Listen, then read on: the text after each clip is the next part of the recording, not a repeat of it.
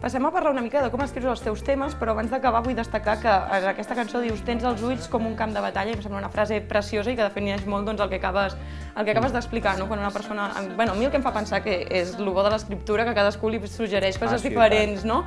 Però tens els ulls com dos camps de batalla i sabent el que ara em dius que hi ha al darrere una història de superació, no? Em recorda la mirada d'una persona trista que ha lluitat molt però que segueix mirant endavant, i té els ulls com dos camps de batalla de tot el que ha lluitat, però segueix mirant i segueix enfocant l'horitzó, és el que a mi em transmet personalment. Passem a parlar d'aquesta fase d'escriptura. Dius que hi ha cançons que et surten més de cop i cançons potser més treballades o que els hi dones més voltes. Com ho fas tu quan dius vaig a escriure anem a escriure una cançó? Suposo que algun dia et ve i algun dia ho planeges, no? Sí, sempre és una mica diferent. És curiós el tema aquest de les idees, com se t'acudeixen, perquè van al seu ritme, no? Tu estàs una mica a la mercè del que se t'acudeix. Jo de normal solo fer primer la música i la melodia i després hi poso paraules, excepte si agafo un poema que ja hagi fet prèviament. En general és així i sol venir... Sempre hi ha un punt en què hi ha una idea que et fa gràcia. Vull dir, que et flipes una mica amb allò, no? Hòstia, això mola, això mola. Jo intento guiar-me molt per això, de quan una cosa dic, això té alguna cosa, doncs això, tot va al servei d'això. Llavors intento acompanyar això perquè arribi a bon port. I amb les lletres és una mica el mateix. A vegades surt una frase, surt un vers que tu hi veus força, i doncs la poses a l'epicentre de tot plegat i vas construint. És que no et puc explicar més perquè la veritat és que va bastant sol. És procés creatiu, no? És normal, perquè clar, tu al darrere també, no només ets músic, dius que poses la música primer, però ets poeta, no? També escric molts poemes, sí. Clar, llavors a vegades s'acaben convertint en cançons. Parla'ns una mica d'aquesta fase més amagada teva. Bueno, escriure poemes també fa molt temps que ho faig i és com una cosa bastant similar però una mica diferent en el sentit de que potser és una mica més lliure. Jo no solo fer mai rima tancada en els poemes i llavors són més espontanis a vegades. Sí que imatges que jo pugui tenir, m'escric moltes coses al mòbil, que se m'acudeixen en moments normals, llavors m'ho escric i doncs a vegades m'escric una imatge i tant pot anar en una cançó com en un poema, perquè clar, evidentment soc la mateixa persona explicant coses, no? Però els poemes, no sé, tenen una part potser més que puc aprofundir una miqueta més en el concepte, no sé com dir-t'ho, el fet d'anar amb la cançó, com que requereix més musicalitat, estàs com una mica més limitat a vegades, però clar, també transmet més. A mi, jo crec que el que m'agrada més són les cançons perquè les paraules arriben molt més quan estan acompanyades de música.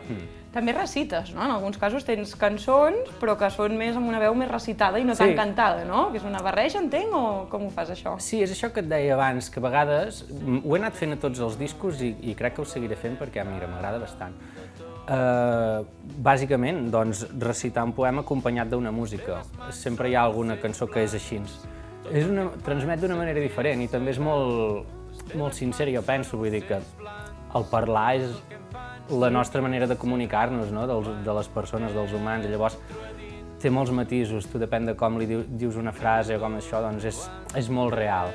I, bueno, també m'agraden. Els poemes així recitats també m'agraden molt. Perquè quan escrius poemes, ara una pregunta així molt personal meva, però quan escrius poemes penses clar, si tu no li poses una base musical i no els cantes, en el moment en què l'altra persona els llegirà, si els sabrà entonar de la mateixa manera o amb el mateix sentit en què tu els estàs escrivint, perquè és important, és el que deies, depèn de com recitis una cosa, canvia.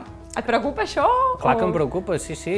Intento marcar les pauses bé, ja tens la teva història dintre del cap, no? Un salt de línia doncs marca un tipus de pausa, una coma en marca un altre, un doble espai, diguéssim.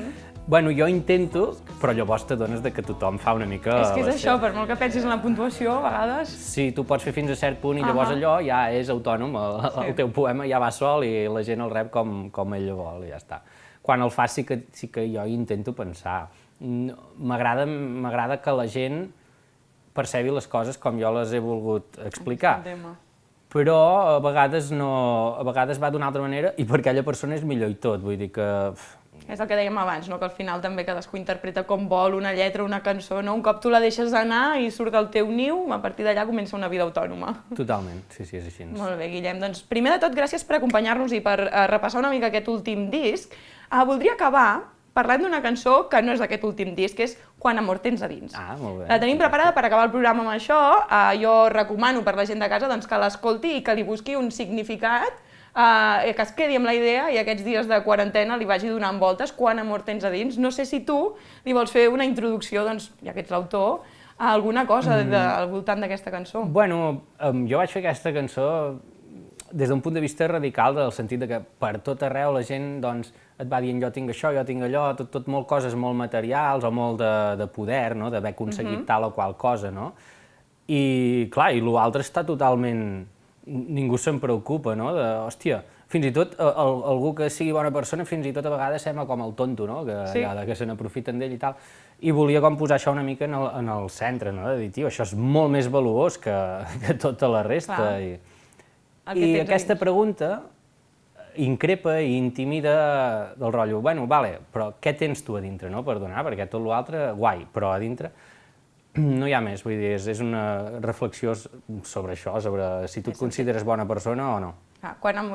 Comences dient, o sigui, pots tenir tot el terreny que vulguis, pots dir que és teu, pots tenir cases, però quant amor tens a dins? Aquesta és la pregunta de veritat, la bona i la que has de poder contestar segur de tu mateix, Exacte. Doncs us deixarem amb aquest directe, perquè és un directe gravat de Guillem Remisa, Quant amor tens a dins, i a passar bon confinament. Tornem demà, com sempre, a les 12 i en directe.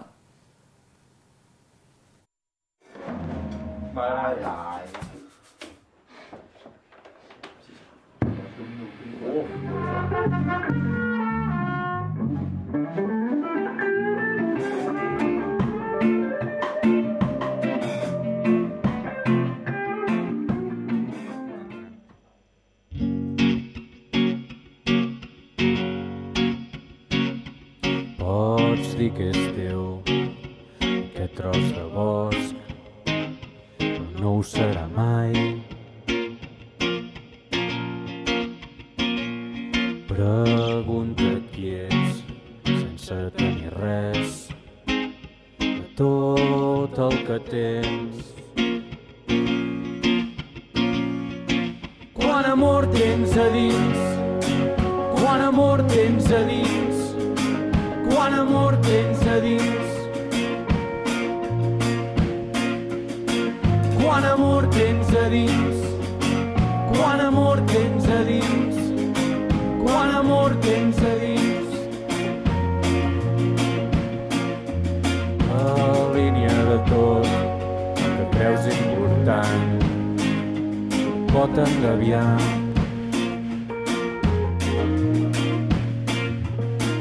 Què et dona i què et pren la teva ambició? Què et dona i què et pren? Quant amor tens a dins, quant amor tens a dins, quant amor tens a dins. Quant amor tens a dins, quant amor tens a dins, quant amor tens a dins.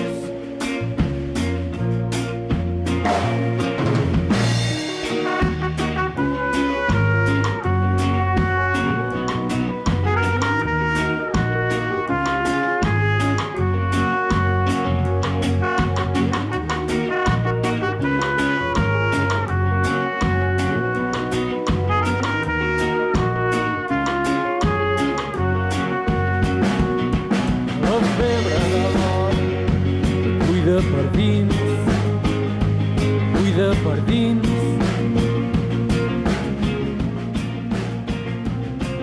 De tot el que tens, que ets capaç de donar, que ets capaç de donar. Quant amor tens a dins, quant amor tens a dins, quant amor tens a dins.